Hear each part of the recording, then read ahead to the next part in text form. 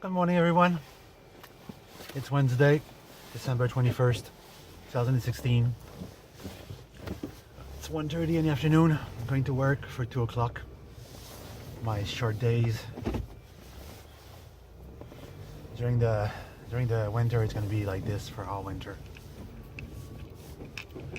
Late afternoon work. Very few hours per week. That's why I have to find a way to make more money. Tomorrow I'm gonna go see another dealership. I'm gonna take this very slowly, this process of publishing my service, offering my services.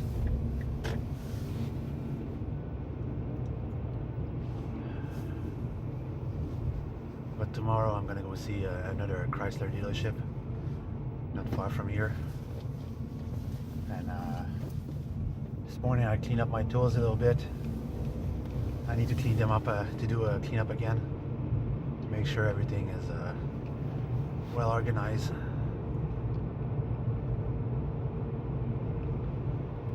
So that's another task for tomorrow. Not so bad. It's pretty mild today. It's a solid 3 degrees. The ice is gonna melt.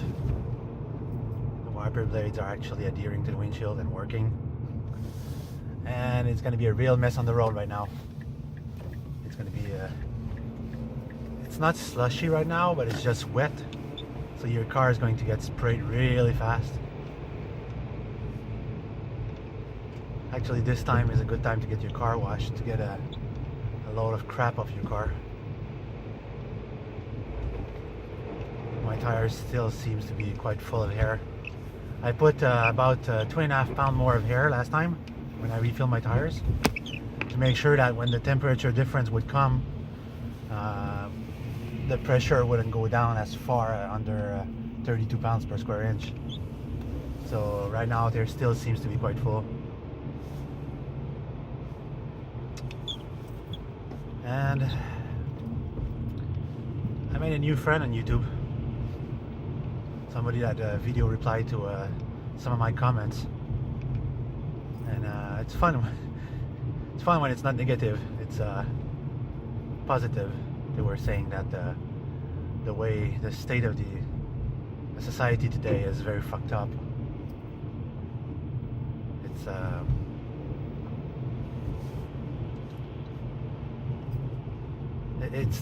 It's one or the other. It's accepting or not accepting. It's being trigger or being tolerant. It's just like too extreme. And people's patience is very low. People are getting less and less patient. They get triggered easily. Yeah, triggered. That is that's so awful.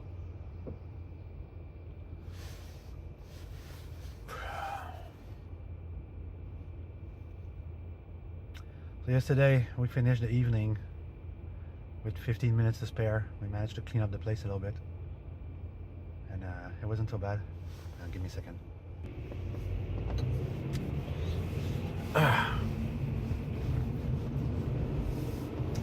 So on the good news today, on the positive side, it's a beautiful sunny day. On the disappointing side, one of my favorite Tumblr is missing in action. Lately, an anon took on her, and he wrote something that was really mean, and she took it really personal when she forgot what anons were, what anons really are, and she took it in a way that shouldn't be. It's like she should really haven't give a damn about what the anons is. She could have just told the anon to go fuck himself. And she took it really badly, and she hasn't been much on Tumblr lately. I don't follow her Facebook because I'm not on Facebook or Twitter. I don't follow these things. I'm just on Tumblr all the times because it's Tumblr kind of give me a sense of purpose, things to do every day, a task. Because people like me, when you spend a whole part of your life working, it's it's where you find comfort. It's where you find purpose and what drives you. And when you don't work, you're wondering what to do. You feel like you need to do something. And that happened to me multiple times in my life when I was at a party or at a family reunion, and I feel so out of touch and so lost. I don't know what to do with my time, that I just get up and start asking my family or where I am, like, I'm gonna do the dishes, you know. I feel like I need to do something. I'm gonna clean the dishes. So they look at me with a weird face and say, okay, if you feel like it. But it's not we find comfort in work. It's the same thing with my friend who owns an electronics store. Works, it's all he knows. And the other day, last Saturday at the Christmas party, he was sitting there looking at people enjoying themselves, but he needed a few drinks inside him to let go, to disconnect, you know. And it took him a moment for him to just let go and enjoy himself. And his right hand man wasn't there, so he was feeling like even more confused. It was written all over his face. And he has like the most lovely wife and daughters. The daughter's about 25 years old, and his wife is a few years younger than him. And I don't know, they weren't doing anything together, you know. They could go and dance and have fun together, but I don't know, it felt awkward that they were just there and doing nothing and watching people having fun. And the daughter was having fun with another little kid there, a little girl that was an exact clone of her, and she was having fun, good times. But him, he just like me, he couldn't disconnect. He was too much into work, and he just couldn't disconnect at all. It took him a while, like a lot of drink, before he started to loosen up and go dancing. And me, I was just standing there looking at people. I didn't spend a year with them, but I'm there very often. They're my friends, and they were happy I was there. And but for me, it was awkward because I just didn't feel it. I just didn't feel the moment. I ate a few plates. I talked with my friends. The music was loud, so we couldn't talk much. But you know, when if shit hit the fan and the hand comes and all of this falls down, people like me will either know what to do and be driven, or be at total loss and will be like just like lost in it all and don't know what to do. This is why I hope that my all my trainings and preparation will prepare me to cope with this, because I'm used to live in such first world situation. Even though I don't have a house, I live a good life, you know. My situation is pretty good. I'm not to complain. I have a warm roof over my head, nice neighbor, all the storage I need, everything I need. I don't usually run out of food, and something's checking over me, always keeping a good eye over me. And when all of this is going to be gone, how will I survive? How will I cope? How will I cope with it all? You know, losing all of this. When you're used to one thing and then everything's gone, you're wondering what to do. And a lot of kids A lot of people these days, they hide in video games and fantasy land. On the internet, 99% of the times, like mostly me. And when all of this is taken away, there's no purpose anymore. There's no entertainment. There's no constant feeding of distraction. So what will we do? You know? What are we gonna do when all of this is gone? I think that for future generation, it's gonna get harder and harder. And it's gonna be worse and worse as the time goes by to deal with the boredom of it all. This is a cause of it all, that they say like, oh, the internet's a good thing. But now, if you calculate it all, the internet is the most awful thing there is. It's exposing kids to porn at a very early age. It's an easy feed of porn, negativity, conspiracy. Like, yeah, as much as there's a lot of plus, there's as much as negative. People feed their whole life with false belief of what they think it's important. Whoopsie.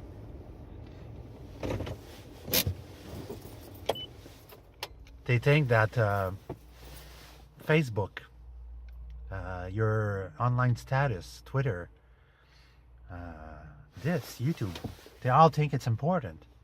But it's not important. It's totally irrelevant to life. If you go back 50 years ago, there was none of these things. And people were living happily and no problems and so on and so on. So now that we have this, we impose these things on our kids, and they grow up with this. They grow up with the internet, and they can't live without this. And at one point, there's so much that when the feed of so much is past, that it gets boring, then their life become a disarray of constant needs of new things, new image, new stimuli, new high. And then the kids, they shelter themselves into their apartment, their rooms, their four-wall prison, thinking that life has become meaningless because it's all that they know. As an example, I'll take my nephew again, my oldest nephew. He's been fed this constant belief that looking a certain way, acting a certain way, doing certain things are cool, they're important. But those are not core belief, they're false belief. They're utter bullshit, you know. Wearing this style of clothing, looking like this, it's not something that makes you feel good. It's irrelevant. It costs you money when you have a job and you're constantly following these things, and you think that it's important to look a certain way when it's not. And people are fed to believe that their fashion sense is important to fit in. But look at me, I'm 42 years old. I have plenty of friends.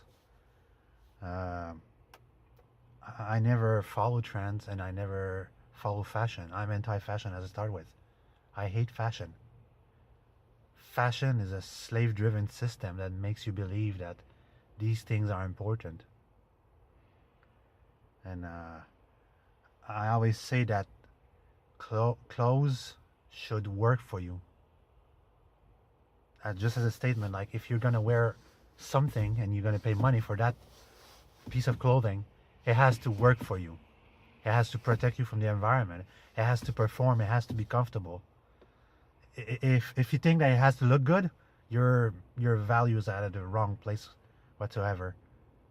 Nobody cares what you look like. Seriously, if they can't appreciate for who you are, they're not human being anymore.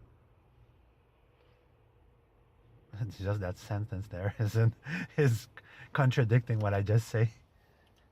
But My point being is we should put our core values back into human beings instead of human doings and having to strive to work so hard to get things that are so expensive to impress people who doesn't care about you.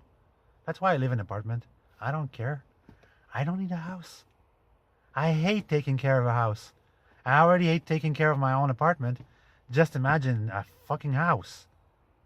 Something breaks, you have to spend so much money fixing it? Shit, that's awful. Why do you think I want to... Yeah, I want my independence of having my own place. But why do you think I want my container house? Because these are things that don't break down. They are made to last for so many years. They're rugged. They're indestructibles. They don't burn. This is why if you're going to buy a shelter, if you're going to buy a house that's going to work for you, not you for it. You know, you're going to spend $200,000, $300,000 on a house, put yourself into debt for how many years, put stress on your life, on your couples, for some place that you're barely there the entire day. You're there like 8 hours a night. What's the point of hanging a house if you're never there? That's why I want to build my own container house, because I buy it one time and that's freaking it. And that's what I call sustainable living. People values are, I'm going to say it once and I'm going to say it forever. People values are wrong. They forget that they're human beings, how human beings have been living for hundreds of thousands of years, if not millions. This is what we should go back to. And they say like, oh, well, it makes them happy to have this and makes us happy to have that. Yeah, for how long? Joy are fleeting. This is why when I say sustainable means it's a constant, solid things that is always there and will always be there. Feelings and emotions, they're fleeting. You will have highs, you will have lows, day in, day out. Oh my God, I'm at 17 minutes. Jesus Christ. Anyway, I have to cut this short. I have to go to work. I hope it's going to be able to upload. I'll see you guys later. Have a good day, everyone.